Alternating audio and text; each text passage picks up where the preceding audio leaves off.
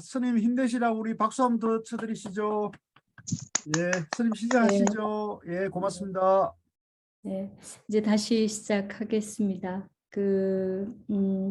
그래서 지금, 일단은 이제 불화음이라고 하는 개념이, 이런 이제 수행 또는 이제 삼매하고 관련되어 있고, 그래서 이제, 그러한 이제 바탕에서 그것이 이제 배경으로 하는 세계도 처음에는 그 사바 세계였다가 그다음 삼천대천 세계로 확장되고, 그리고 다시 이제 화장 장엄 세계라고 하는 이제 화엄경 특유의 개념으로까지 이제 전개가 되었어요.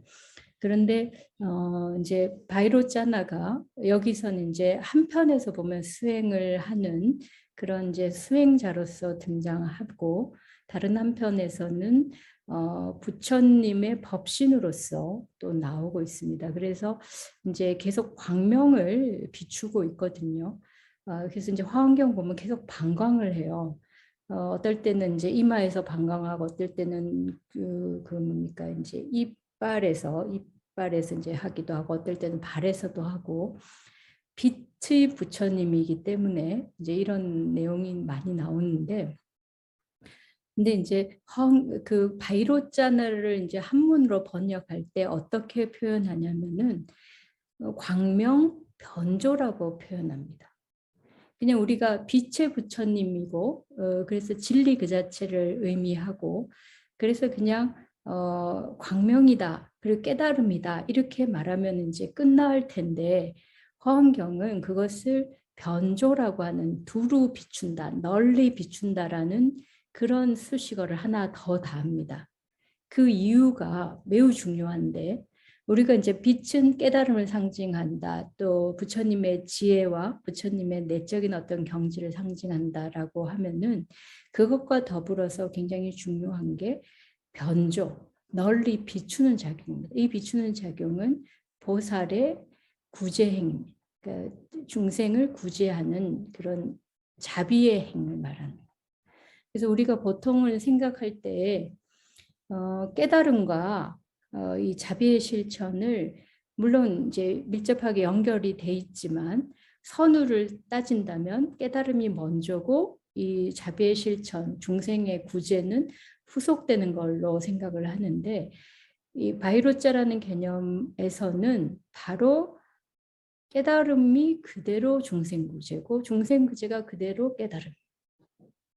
이게 화엄경의 굉장히 중요한 테마예요. 그래서 이제 제가 조금만 내용적으로 그 본문의 내용에서 한두 가지만 말씀드리면은, 정행품에서 수많은 수행을 하거든요. 근데 이 수행을 할 때 태도가 달라요. 보통 우리는 어떻게 하냐면은, 내가 성불 하기 위해서 거짓말하지 않고 착한 일 하고, 그죠? 뭐 보시도 하고, 그거 전부 다 내가 깨닫기 위한 하나의 과정으로 하잖아요, 그죠? 근데 이 보살 수행의 그 화엄경에서 말하는 보살 수행은 중생을 깨닫게 하기 위한 수행이에요. 그래서 그런 어떤 상황에서 마음을 수행하는데, 마음을 다르게 먹을 때마다 그냥 내가 깨닫기 위해서라는 생각은 조금도 없어요. 오로지 중생이 깨달음을 얻게 하기 위해서, 이런 상황에서 중생이 이렇게 됐으면 좋겠다, 이런 상황에서 중생이 편안하면 좋겠다, 그런 마음을 닦는 것이 화엄경의 보살수행의 핵심이에요. 아주 특별한 것이라고 저는 생각합니다. 예. 그래서 광명변조라는 게, 그래서 이제 여기서 중요한 게 부처님에 대한 생각입니다. 그래서 앞에서 이제 말씀드린 것처럼 화엄경은 법이 아니라 부처님을 이야기한다라고 했어요. 그게 굉장히 차이점이 있습니다. 우리가 불교는 지혜의 종교고 법의 종교다라고 해서 법을 알면 깨닫고, 뭐 부처님께서 법등명하라고 했으니까 법을 아는 것이 핵심이라고 되어 있는데, 그런데 이 화엄경은 법에 대한 이야기가 아니라 부처에 대한 이야기를 하는 거예요. 그래서 이제 그렇다면 이제 법과 부처 사이에 어떤 상이점이 있을까? 이제 이런 질문이 가능하죠, 그죠? 일단은 우리가 이제 경전의 서술 구조에서도 차이가 있다고 말씀드렸어요. 보통의 경전은 부처님이 제자들에게 주는 가르침이니까 법에 대한 이야기입니다. 그게 사성지가 됐건 육보라밀이 됐건 법에 대한 이야기여서 결국은 어떻게 하면 수행을 해서 깨달을 수 있을까라는 방법론적인 가르침이고 또 수행을 어떻게 하면 이제 판단할 수 있을까, 깨달음이 어떤 것임을 우리가 논설적으로든지 어떤 그 마음의 경지에서 어떻게 판단할 수 있을까라는 그런 내용들을 담고 있어요. 그런데 지금은 그게 아니고 부처가 어떤 존재인가를 이야기합니다. 그러면 법과 부처 사이에 차이가 있다는 이야기거든요. 근데 그러니까 단편적으로 일단 단적으로 이야기한다면은 초기 불교의 다양한 언설들은 법에 대한 이야기였어요. 그리고 이제 그것을 우리가 수행하면은 깨달음 얻을 수 있다 이렇게 됐습니다. 그런데 지금 여기서는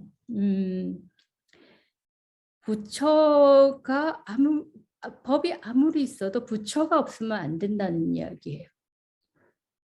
다시 말해서 법으로서 해결될 수 없는 어떤 것이 부처에게 있는 겁니다.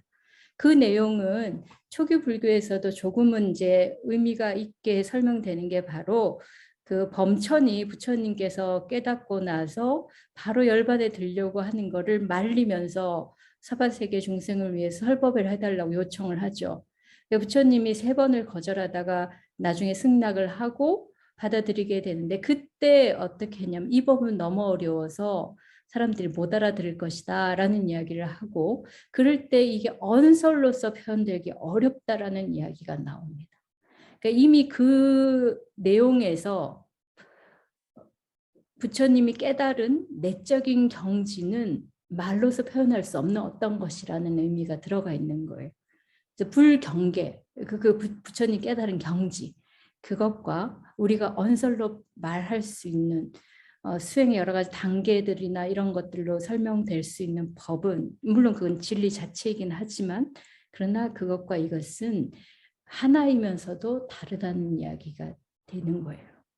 그래서 그렇게 이제 부처님의 깨달음이라는 건 잔해증, 내적으로 증득된 경지고 이 경지에 대해서는 우리가 언어적 표현이 불가능하다는.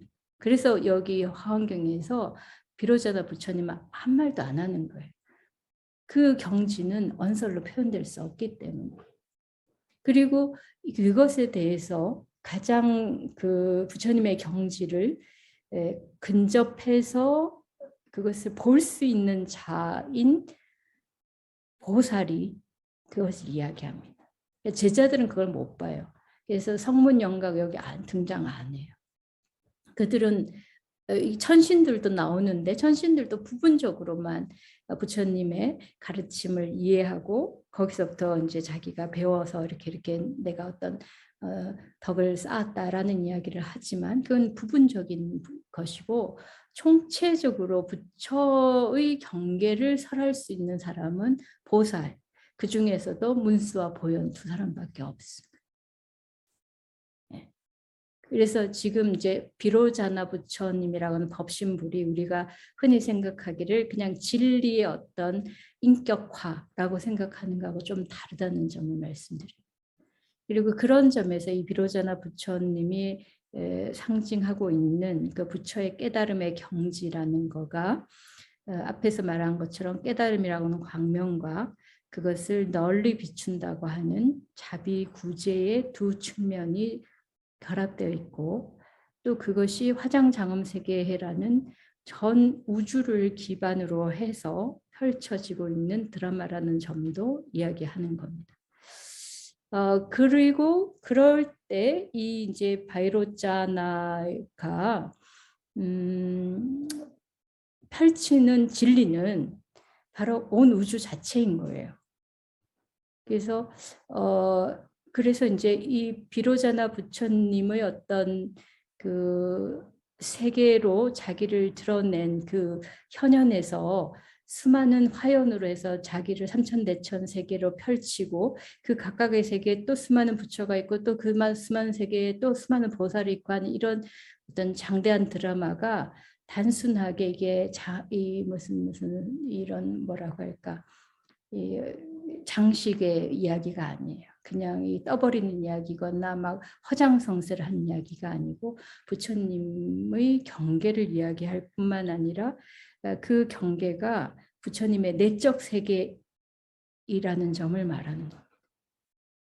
이건 이제 이래 되면 참 어려운 이야기가 되죠. 앞에서도 좀 어려웠는데 이건 이제 교학적으로 굉장히 어려운 이야기가 됩니다. 그래서 이제 그러한 내적인 경지를 우리가 열애장이라고 말합니다. 그래서 앞에서 비로자나 부처님이 보살일 때 화장장엄 세계를 청정하게 하였다라는 이 말이 매우 중요한데 그 말은 부처님의 그러니까 우리가 현실적으로 존재하는 그 모든 우주가 어떻게 보면 평범하고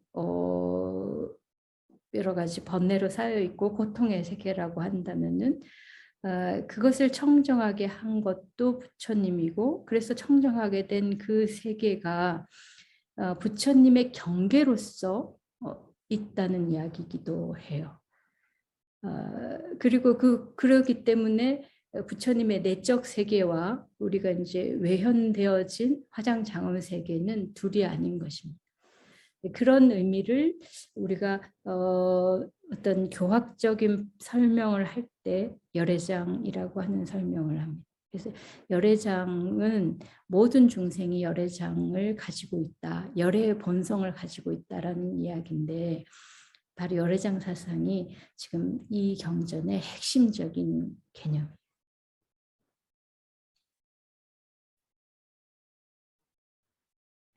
근데 이 부분은 사실은 저희가 뭐라고 해야 되나? 그거를 이제 경전의 원문을 보면서 하나하나 이제 이렇게 느끼고 깨닫고 그렇게 되는 부분이라서 이렇게 총괄적으로 설명하다 보면 굉장히 관념적으로 빠질 수밖에 없어요. 그래서 뭐 좀 아쉽긴 하지만 하여튼 그렇고요.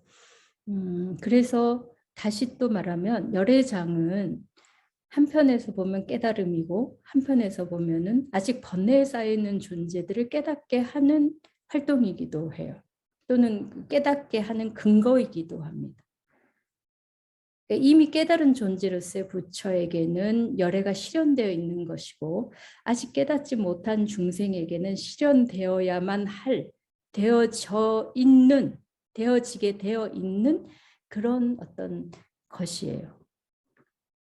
그것을 그러니까 그것을 하나로 이야기하고 있습니다. 그게 둘이 아니에요. 이미 깨달은 존재로서의 부처의 경계, 부처의 본성과 아직 깨닫지 못한 우리 중생의 본성이 둘이 아니라는 이야기가 됩니다.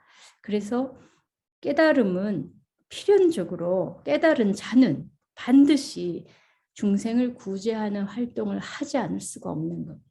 그게 깨달음의 속성이기 때문에 그래요. 그래서 이게 이제 대승의 아주 본원적인 의미를 드러내는 것.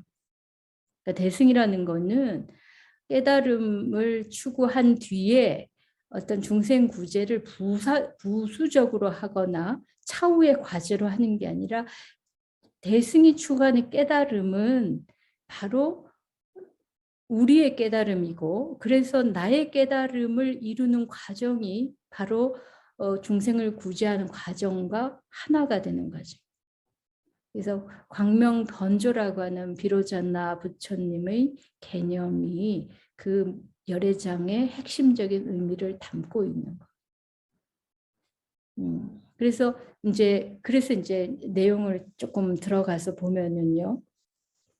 화환경은 그래서 이제 이 구조도 이야기의 구조로서도 굉장히 대단한 그런 그 설득력을 갖고 있는데 뭐 저희들이 보통 그 이렇게 이제 화환경 구성할 때 뭐 7처 9의 39품 이렇게 이제 이 분류해서 하는 이야기는 뭐 여러분들이 어디서나 볼 수 있으니까 관계가 없습니다. 근데 중요한 거는 이 지금 이제 이 구성이 쭉 따라가면서 보면은 첫 번째가 부처님 세계를 먼저 보여줍니다. 그리고 불효자나 부처님이 어떤 과정을 거쳐서 성불하게 됐는지를 보여줍니다. 그래서 이미 전생부터 수행해서 나온 걸 보이는데 제 세주묘원품은 세상의 여러 신들이 장엄을 하는 장면인데 뭘 장엄하냐면 부처님을 장엄합니다. 내가 부처님으로부터 무엇을 배웠소? 라고 말하면서 그것이 부처님입니다. 라고 말하는 내용으로 되어 있고 이제 그로부터 이제 모든 그 배경의 인물들이 이제 부처님을 칭찬하니까 이제 주인공인 부처님이 나타나는 게 이제 열애한 상품인데 그건 이제 비로자나의 전생 수행담을 내고 있습니다. 그리고 그것을 설명하기 위해서 그러니까 부처님의 경계를 설명하기 위해서 보현보살이 삼매에 들어가서 하게 되는 게 보현 삼매품이고 그래서 이제 나오는 게 세계가 되는데 이 세계는 처음엔 사바세계 그러니까 중생들의 세계를 이제 드러내고 그 다음에 화장세계 바로 부처의 세계를 드러냅니다. 그리고 이제 그것을 이제 뭐라고 하나 이제 주불로서 비로자나 부처님이 광명을 들이우는 장면을 나타냈는데 이게 이제 과거 이제 전생의 여러 수행 과정도 포함하고 그래서 이 과정들은 결국은 부처의 세계를 드러냅니다. 그래서 이거를 이제 어떻게 설명하냐면 이 품이 이야기하고자 하는 거는 과거를 보여주고 사람들에게 이 과거가 얼마나 장엄하고 얼마나 훌륭한지를 알게 해서 신심을 내게 하려고 하는 거. 그러니까 우리가 이제 아이들한테 동기부여를 할 때 너가 대학교 가면 이렇게 이런 게 좋아. 이렇게 말하면은 애들이 아 그래 그러면 내가 공부할게 이렇게 되잖아요. 그죠? 그냥 공부 열심히 하면 대학 갈 수 있어 이렇게 하는 거 하고 대학에 가면 이렇게 좋은 게 있으니까 너 공부 열심히 해 하는 거하고 다르잖아요. 그러니까 지금 이거는 그런 전략이에요. 아 부처님 이렇게 하면 부처님 이렇게 좋은 거야. 부처님 세계 이렇게 좋은 거야. 과거가 어마어마하게 좋다는 걸 설명함으로써 아 사람들이 정말 그게 즐거운 일이고 좋은 일이라는 걸 알고 신심을 내게 하고 수행을 하게끔 발심하게 하는 것. 그리고 나서 그 발심에서 첫 번째 단계가 믿음이에요. 예, 그래서 이 믿음은 그 우리가 이제 불교를 또 믿음이라고 하면은 마치 기복적인 그런 터무니없는 그런 이제 믿음이라고 생각하는데 이 믿음 굉장히 중요하고 그 믿음을 물론 우리들이 이렇게 이제 합리적인 그런 불교를 해석하는 분들이 말하듯이 이 믿음은 어떤 뭐라고 할까요? 그냥 그 맹신은 아닙니다만은 그렇다고 해서 이 믿음이 어떤 설명할 수 있는 내용을 갖고 있는 건 아닙니다. 믿음은 믿음인 거예요. 그래서 우리가 이제 믿기 때문에 배우게 되고 배우게 돼서 좋아하게 되고 이런 과정을 거치게 됩니다. 네. 그래서 그 화엄경은 그 믿음이 도의 근원이다 라고 말할 정도로 믿음을 강조합니다. 믿음이 없으면 출가를 못하는 거예요. 모든 선심이 일어나는 그 싹트는 그런 근본이라고 말하는 거예요. 근데 이제 거기서 여기서부터는 이제 문수보살이 설주가 돼서 이야기하는데 열애의 이름이 굉장히 다양하고 많은데 그 이름을 부름으로써 우리가 부처를 상상하고 부처를 우리의 어떤 마음에 담고 부처의 비전을 갖게 되는 그런 의미들이 여기에 나오고 있고 사성제품에서는 부처님의 설법을 우리가 이제 초교불교에서 사성제라고 이야기하는데 그 사성제가 수많은 의미로 다르게 설명될 수 있음을 말합니다. 그래서 이제 화엄경이 모든 경전을 총괄한 그런 그 경전의 용광로 같은 경전이다 이렇게 말할 수 있는 이유가 사성제를 하나의 개념으로만 설명하는 게 아니고 다양한 개념으로 변형해서 설명하기 때문이에요. 그러니까 화엄경 속에 들어오면 모든 불교의 교설들이 제각각 살아 있어요. 살아 있는데 그게 나만 옳아 이렇게 살아 있는 게 아니라 너도 옳고 나도 옳고라는 방식으로 다 흡수해서 통합해요. 사성제도 부처님의 언설을 모두 사성제라고 설명할 수 있고 반대로 사성제도 부처님의 다른 언설로 설명할 수 있어요. 그렇게 이제 해석을 해내는 그런 그러니까 대승적인 그런 이제 회통을 하는 그런 품이고요. 광명각품에서 이제 부처님의 광명에 대한 이야기가 나오고 하여튼 그래서 여기서는 이제 믿음을 내게 하는 겁니다. 그래서 여기서부터 이제 보광명전부터 시작하면서 우리의 보살 수행이 이제 차근차근 단계별로 올라가게 됩니다. 그래서 이제 여기서부터 이제 신에 대한 이야기를 하고 그다음 이제 보살 문명품, 정령품, 현수품까지가 신심을 고취시키기 위한 내용입니다. 그 다음은 십주품인데 이 십주품에선 도리총풍에서 설법을 한 내용인데 요거는 이제 여러 가지 이제 뭐 천상 세계에서 이야기한 것이고 그 다음에 야마천궁이라고 하는 그 이제 천상 세계에서 또 이렇게 이제 설법을 하고 도설총궁에서 또 이제 설법하고 타화자재천 또 그렇게 하고 나서 이제 여기 천상세계 세계 설법이 끝난데 다시 이제 그 지상에 있는 보광명전에 내려와서 다시 설법이 이루어집니다. 그래서 이제 보광명전이 첫 번째와 이 마지막에 2번 이렇게 설법이 되기 때문에 7번의 설법이고 그리고 내용적으로는 이제 그러니까 9회가 되죠. 그렇게 이제 됩니다. 그래서 이제 보광명전에 설법되고 그 다음에 다시 보광명전에서 이세간품 설법하고 그 다음에 극고도건에서 입법회공이 되는데 사실은 39품으로 끝나는데 보현행원품은 이건 이제 별행록이에요. 따로 유통되었던 그러니까 뭐라고 할까 별행이라는 건 이제 그 모든 내용이 총괄되고 따로 이제 별책 부록처럼 있는 그런 거를 별행이라고 합니다. 그래서 보현행원품은 저희들이 이제 독송도 많이 하잖아요, 그죠? 그렇게 되어 있습니다. 그래서 39품인데 보현행원품까지 해서 40품의 내용으로 되어 있고, 그래서 이제 지금 이 과정을 보면은 신담에 그 다음에 십신 이후에 이제 그 다음 단계의 보살 수행이 십주 수행이고 그 다음에 십행, 십회양, 십지 그리고 등강묘각해서 보왕명전에 오면은 이제 드디어 부처의 경지에까지 오르게 됩니다.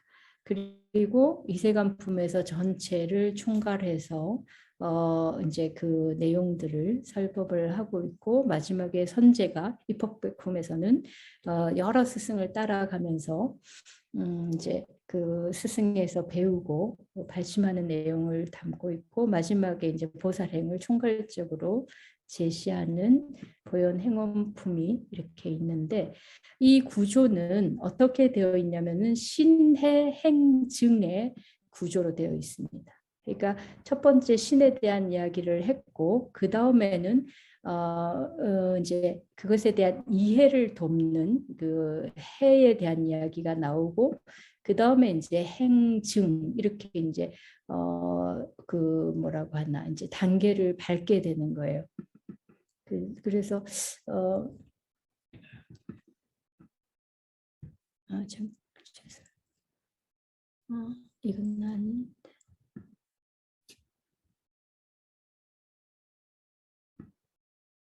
예, 이거 뭐가 잘못되는 것 같은데. 잠깐만요. 다시 제가 시작을 하겠습니다. 제가 다른 여러 가지를 켜놓고 하다 보니까 막 이것저것이 섞여가지고.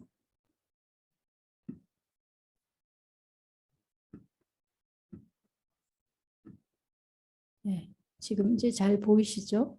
네, 그래서 요 과정들이 이제 신해 행증 해가지고 보살 수행들 아까 이제 단계별로는 십신, 십행, 신십주, 십행, 십회양, 십지 이렇게 이제 쭉 올라가는 계품으로 이제 설명하고, 그 다음에 내용적으로 보면은 신심을 고취하는 신과, 그 다음에 이제 거기에 따라서 이제 믿음을 가지고 나서 이제 수행한 내용들에 대한 이해를 얻게 되는 이제 해, 그 다음에 이제 실천적인 수행안의 행, 그 마지막에 증득하는 이제 이세간품에서 그 입법회품에서 증득하는 그런 증의 이야기로 해서 보살 수행도가 다 정리가 됩니다. 그래서 이제 그렇게 보면은 이 이제 화엄경은 뭐라고 이야기해야 되냐면 점차적으로 우리가 수행을 할 때 어떤 단계를 거쳐서 수행을 해야 되는가라는 내용을 이야기하고 있는 것이 되죠. 그런 점에서 또 여기서 이제 십신부터 시작해서 나오는 수많은 보살 수행의 과정들 속에서 모든 수행 방편들이 다 들어가 있어요. 이제 그런 면에서는 이제 보살 만행을 설명하고 있고, 그런데 앞에서 말씀드린 것처럼 이 보살의 수행이란 게 나의 성불이 아니라 다른 사람의 성불을 위한 수행이라는 점이에요. 그래서 앞에서 보면은 지금 구조에 보면 신, 해, 행, 증 이런 과정을 거쳐서 부처가 된다는 거에서, 그러니까 처음에 부처로부터 시작해서 다시 부처로 가는 그런 이제 순환 구조인데, 그런데 다시 내면적으로 또 보면은 그 부처가 나의 이 수행 과정에도 내가 십행을 할 때도 그냥 십행이 하나의 단계로서 십행이 있는 게 아니라 그 십행이 온전히 부처로서의 수행으로서 십행을 하는 것이 되는 거예요. 그러니까 앞에서 이제 제가 한 예를 들은 게 정행품 이야기를 들었는데, 정행품에서 내가 수행을 하는데 이 수행이 그러니까 내가 성불하기 위한 수행이 아니라 내가 부처라고 지금 생각하고 내가 이 일을 할 때 다른 모든 중생들도 편안해지기를 하면서 발언을 하는 거예요. 그러니까 그 속에는 이미 부처가 들어가 있는 거, 부처의 마음이 들어가 있는 거죠.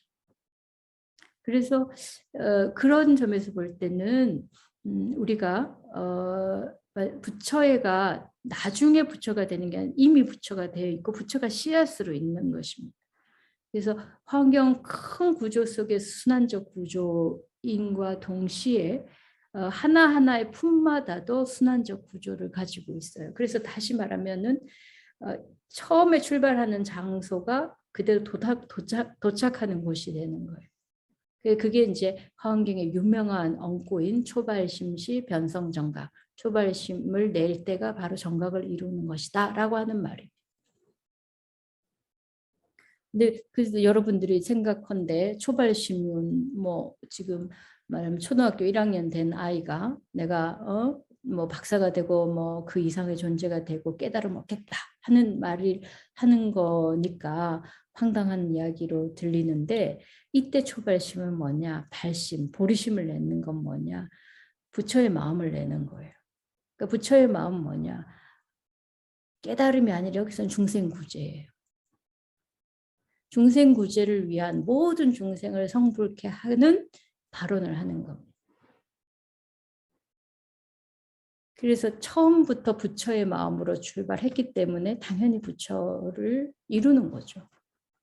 네, 그리고 그 처음 그 부처의 마음이 우리가 올바르게 온전하게 냈다면 바로 그게 성불의 인이고 바로 그 자체로 성불인 거죠. 성불의 뭐 우리가 그게 변해서 그게 집적되고 누적되고 점점 질적으로 향상되어서 부처가 되는 게 아니라 이미 그 자체가 부처로서 있는 거예요. 그래서 그런 의미에서도 이것이 열애장 사상입니다. 우리 열애장 사상을 굉장히 초월적인 논의, 형이상학적인 논의로 보는데 그렇지가 않아요. 바로 우리 수행이 어떻게 시작해야 되는가에 대한 아주 중요한 지침을 주는 겁니다. 그러니까 수행이 마치 우리가 뭔가를 다 완수한 어떤 완수하는 일로서 그래서 수행하고 나면 우리는 이제 더 이상 아무것도 할 것이 없는 그냥 우리가 정멸이라고 말하면 그냥 거기서 모든 것을 해지하는 그런 것처럼 보는데 그게 아니에요. 부처가 된다는 거는 끊임없이 중생을 구제하는 활동을 하는 것이기 때문에 부처는 계속해서 수행하는 존재이고 그리고 수행하는 과정 그 하나하나의 과정이 부처로서 하는 일이 되는 거예요. 그래서 제가 이 하는 이야기를 잘 전달할 수 있는지는 모르겠어요. 제가 지금 이야기 저는 화엄경을 보면서 굉장히 감동을 했는데 바로 이것 때문입니다. 그러니까 뭐 중중무진 법계로 펼쳐지고 뭐 이런 뭐 굉장히 형이상학적인 내용들 우리가 아는 뭐 이사무예 사사무예 이런 이야기들 그런 것도 다 이 의미에서 연장되어서 다 나올 수 있는 이야기지만 하나 좀 더 본질적으로 중요하고 나에게 다가오고 나의 현실적인 삶을 바꾸는 그 힘은 바로 이것이에요. 그래서 우리가 이제 입법회품을 보면서 사람들이 감동하고 보현행원품을 우리가 독송하면서 따로 이렇게 하잖아요. 그런 이유가 바로 그 속에 굉장히 실천적인 말하자면 지침이자 동시에 우리 마음을 완전히 이렇게 바꾸어서 보리심을 내게끔 하는 그런 힘을 가지고 있어요.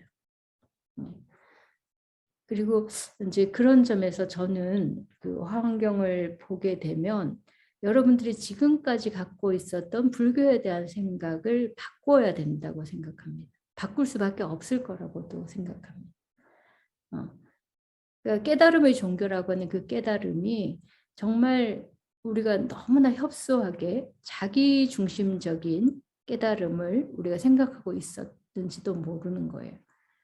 실제의 어떤 진실하게 우리가 그 내용에 들어가서 본다면 그것은 조금만치도 자기라는 생각이 없는 것이 깨달음이고 그래서 그것은 반드시 이타적인 삶을 추구하지 않을 수 없게 만드는 거예요.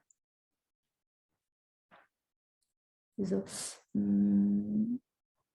이제 그런 이런 과정들을 통해 가지고 이게 이제 실천적인 어떤 그런 이야기라는 점을 여러분들이 좀 더 보시면 좋겠고 특히 이제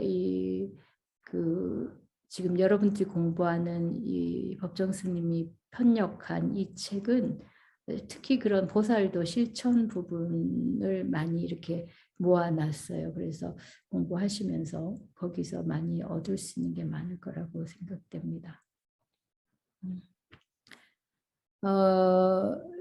그 밖에는 뭐 다른 이야기들이 워낙 많지만 그 이야기를 다 할 수는 없고요. 그리고 또 여러분들이 만약에 좀 더 관심을 가지고 본다면 사실 불교의 교리들이 총망라되어 있습니다. 그래서 화엄경 공부하려면은 다른 많은 공부들이 갖추어져야 되는 부분도 있어요. 근데 그렇게 이제 교학적으로 접근할 때는 너무나 방대하고 모든 내용들을 포괄하고 있고 하지만 또 다르게 이제 실천적으로 우리가 접근하려고 한다면은 그냥 경전의 문장 하나하나를 음미하고 그것들이 내 삶으로 들어올 수 있도록 늘 이렇게 진짜 수지 독송하는 그런 작업이 필요해요.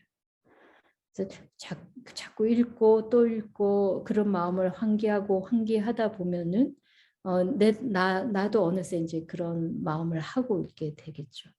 예.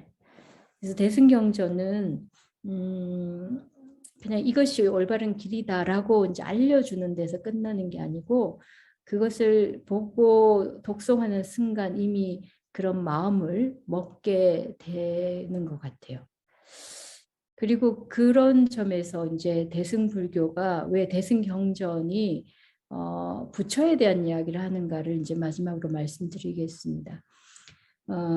앞에서 말씀드린 것처럼 그것이 이제 부처의 내적인 경계를 현현하는 내용이기도 하지만은 이제 사실은 대승경전이 출현했을 때는 이미 부처님이 열반한 후고 그렇기 때문에 많은 사람들에게서 부처의 존재가 굉장히 뭐라 하자면 오히려 부처님 제세시보다 훨씬 더 간절하게 요구했을 거라고 생각됩니다. 근데 이제 그들이 부처는 어떤 존재일까, 부처는 어떤 분일까 하는 생각을 하게 됨에 따라서 그 부처님의 어떤 뭐라고 할까요? 그 부처님의 그 존재를 계속해서 상기하고 부처님 존재를 우리가 형상화하려 하고 그렇게 됐어요. 그래서 그것이 가장 먼저 나타나는 것이 탑을 만들고 탑에 이제 의뢰를 하는 과정으로 나타났어요. 그래서 우리가 불교의 여러 가지 이제 의뢰, 종교적인 그런 제의의 측면들을 이것도 굉장히 뭐라자면은 타락한 거 또는 불교의 본령에서 벗어난 거 뭐 이런 식으로 이해하는 분들이 있는데 사실은 종교적 감정 속에서는 충분히 이해할 수 있는 그런 부분입니다. 그리고 또 한 가지는 이게 부처님을 추모하고 숭배하고 또 부처님을 그리워하고 부처의 존재를 내 마음속에 담으려고 하는 행위였고요. 그리고 이러한 것들이 그 부처님의 제세 시에도 수행의 방법으로 이미 이야기가 되고 있었어요. 그래서 이제 우리가 사티 수행법 가운데서 불수념이라는 수행법이 있습니다. 그 사띠의 대상이 우리가 신수신법이라는 사념처만 있는 걸로 알고 있는데 그 말고도 그 부처님에 대한 사띠, 법에 대한 사띠, 승가에 대한 사띠, 천상세계에 대한 사띠, 계율에 대한 사띠, 그 다음에 뭐 하여튼 6개가 있어. 한 개 더 있는데 어쨌든 이런 것들을 통해서 우리가 반복적으로 계속해서 그것을 환기하고 기억하고 계속 마음에 담을 때 어떤 이제 변화가 일어나냐면은 우리가 이제 그것을 의도적으로 우리 마음속에 떠오르는 거죠. 자꾸 상을 떠올리는 거죠. 부처의 모습을 뭐 30 이상 80종으로도 좋고 여기서 이제 부처님 경계로서 이야기할 때 부처님 경계가 수많은 경계를 이야기하거든요. 사실 법신 부처로서의 부처의 경계는 없습니다.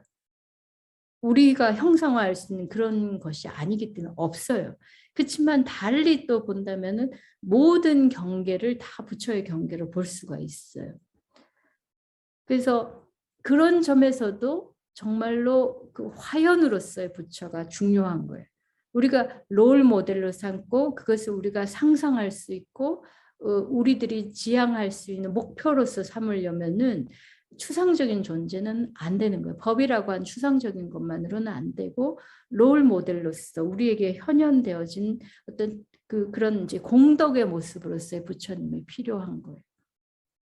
그렇잖아요. 여러분들이 누군가를 난 저런 사람이 되고 싶어라고 할 때 그 사람의 모습을 보고 배우면서 그 사람의 어떤 본성적인 마음 상태를 배워가는 것처럼 부처님 제자들도 마찬가지였을 거예요. 그래서 그들 각자가 본 부처님의 공덕들을 환기하고 염두에 두고 계속해서 떠올리고 그 중에 하나는 부처님의 뛰어난 상호도 될 수 있고 부처님의 음성이 될 수도 있고 또 부처님의 광명이 될 수도 있고 여러 가지가 될 수 있습니다. 이렇게 하면서 이게 이제 처음에는 의도적이고 인위적으로 일어나지만 반복적으로 하다 보면 그 상이 굉장히 또렷해지면서 그게 마음과 분리되지 않은 상태가 됩니다. 그럴 때 그게 현현한다고 이야기하는 그런 생동적인 상이 되어서 부처가 내 눈앞에 바로 있는 것처럼 보이게 돼요. 이 수행법은 부처님 제세시에 부처님이 말씀하신 내용입니다. 그리고 이런 불수념의 수행법을 통해서 계속해서 부처님을 염한 그런 과정들을 통해서 사람들은 삼매에 들어갔고 부처님의 경계를 이제 좀 더 깊이 있게 들어가게 된 겁니다. 예. 그래서 우리가 이제 그 법의 종교로서의 불교가 아니라 부처라고 하는 어떤 구현되어 있는 존재가 필요한 이유가 앞에서 말씀드린 것처럼 부처의 경지는 언설로서 외적으로 드러낼 수 없는 내적인 경지라는 점이 첫 번째고, 두 번째는 그러한 과정들은 우리들에게도 어떤 롤 모델로서 계속해서 반복적으로 각인하는 과정이 필요한 것들인 거예요. 네, 그래서 부처님의 특히 열반 이후에 많은 사람들이 부처님을 그리워하면서 부처의 존재를 자기 내적으로 계속해서 각인하는 그런 이제 수행을 했던 것이고, 그런 그 불스념의 수행과 연결되어서 부처의 존재에 대한 관심이 강력해진 거죠. 그래서 이 화엄경은 부처를 이야기하는 경전이 되었습니다. 그러니까 부처님이 제세했다면 별로 생겨나지 않았을 그런 관심이었던 거죠. 그러니까 늘 계시니까, 언제나 볼 수 있으니까. 근데 떠난 뒤에 그렇게 생각한 거고, 그러면서 이제 이분들이 어떻게 생각했냐면, 부처님은 우리가 그렇게 계속 그 사띠를 하면 우리 앞에 현존하는 것으로 드러나는 존재니까 제세 항상 우리 곁에 있다고 본 거예요. 그래서 부처님이 항주한다, 열반에 드시지 않고 우리 곁에 있다라는 이야기를 하게 된 겁니다. 이런 것도 대승불교에 의해서 왜곡된 이야기가 아니라 그런 수행의 과정에서 일어난 것들입니다. 그리고 이제 그 신통 변한 거죠. 우리들의 일상적 경험하고 다르니까. 그러나 이러한 경험들의 현실성이 없는 것은 아닙니다. 그래서 부처는 우리가 언제든지 부처님을 염하고 그리워하고 또 계속해서 현현하는 그런 이제 각인의 과정을 통해서 우리를 늘 가까이 있고 우리를 지켜주고 있고 또 나아가서는 우리를 깨달음을 인도하는 존재인 거예요. 네, 그런 이제 그 시기에 어떤 수행승들이 그런 여러 가지 이제 수행의 경험들과 부처에 대한 여러 가지 사념들과 자기 내적인 이제 체득된 그 경지들을 통해서 이런 경전들이 완성이 된 거라고 저는 생각합니다. 물론 이 부분은 저의 생각이라서 객관적이라고 말씀드릴 수는 없지만, 그러나 그렇다고 터무니없는 이야기를 하는 게 아니고, 제가 말씀드린 이런 내용들은 이미 많은 학자들에 의해서 이야기가 되었던 내용들입니다. 근데 여전히 뭐라고 할까, 합리적으로 불교를 이해하려고 하는 사람들에게는 약간 허무맹랑하게 들릴 수 있는 부분이 있을 거예요. 그거는 다 경전적 근거가 있고 실행의 과정이나 물질적 증거들도 간헐적으로 남아 있습니다. 그래서 우리가 그것들을 연결해서 충분히 이렇게 사유할 수 있는 부분입니다. 그리고 무엇보다 중요한 거는 그걸 통해서 우리가 불교의 가장 현실적인 실천을 할 수 있느냐 없느냐는 문제인 거죠. 그럴 때 대승불교가 제시하는 그 깨달음은 그 자체로서 이타적 수행이라는 점, 그것을 통해서 우리는 이제 지금 여기에서 바로 보르심을 내고 여기에서 이런 우리들의 어떤 어려운 삶의 한 과정을 부처의 삶으로 바로 즉각적으로 교체하는 그런 그 노력을 할 수 있는 거니까 그런 점에서도 저는 중요하다고 생각합니다. 제가 드릴 이야기는 여기서 그 하은경의 대강, 그 개요를 설명하는 것으로서는 뭐 다 말씀드린 것 같아요. 다른 뭐 내용적으로 좀 더 깊이 있는 내용은 이제 앞으로 같이 공부할 이제 선생님들을 통해서 많은 이제 가르침을 얻을 거라고 생각되고요.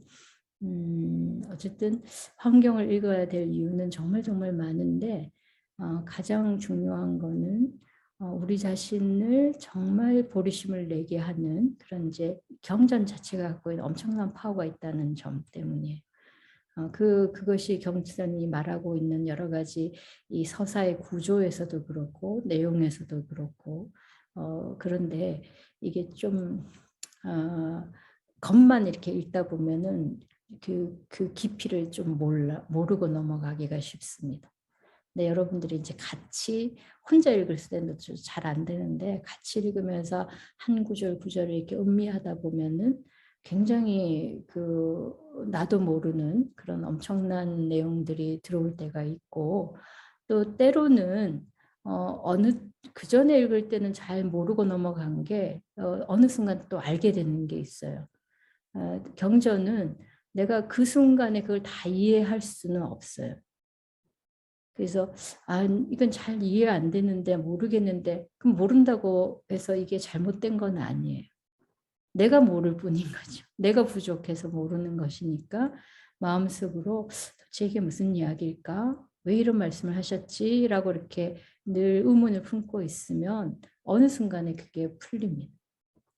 그래서 공부라는 거는 꼭 뭐라고 하나 먹여주고 쥐어주고 설명해줘야만 되는 게 아니고, 우리가 여기서 화엄경에서 말하는 것처럼 그런 그 서원을 가지고 난 꼭 이 길을 가서 내가 부처가 되고 모든 중생을 제도하겠다는 그런 마음을 가지면 그 길이 열려져요. 이 어려운 내용도 여러분들의 서원의 힘으로 어느 순간에 정말 너무너무 눈 녹듯이 쉽게 다 풀립니다. 그래서 어렵다고 포기하시지 마시고, 또 그렇다고 너무 뭐라고 할까, 그냥 자의적으로 내 편하게 해석해서도 안 됩니다. 모르는 건 모르는 걸로 계속 남겨두고, 그래서 또 알아야겠다는 그런 마음을 갖고 보고 또 보고 이런 식으로 수행해 가신다면 굉장히 정말 환희로운 그런 그 가르침을 얻을 수 있을 것입니다. 전 여기까지 이제 했고요. 혹시 이제 공유를 중지하고 여러분들 질문 있으면 질문 받겠습니다. 예, 우리 그 스님께서 좀 목소리 잠겨 계신데 몸이 불편하신 것 같은데 저희들을 위해 가지고 준비하시고 좋은 말씀해 주신 걸 너무 고맙습니다. 여러분 박수로 고마운 뜻을 한번 인사를 전하고. 감사합니다. 예.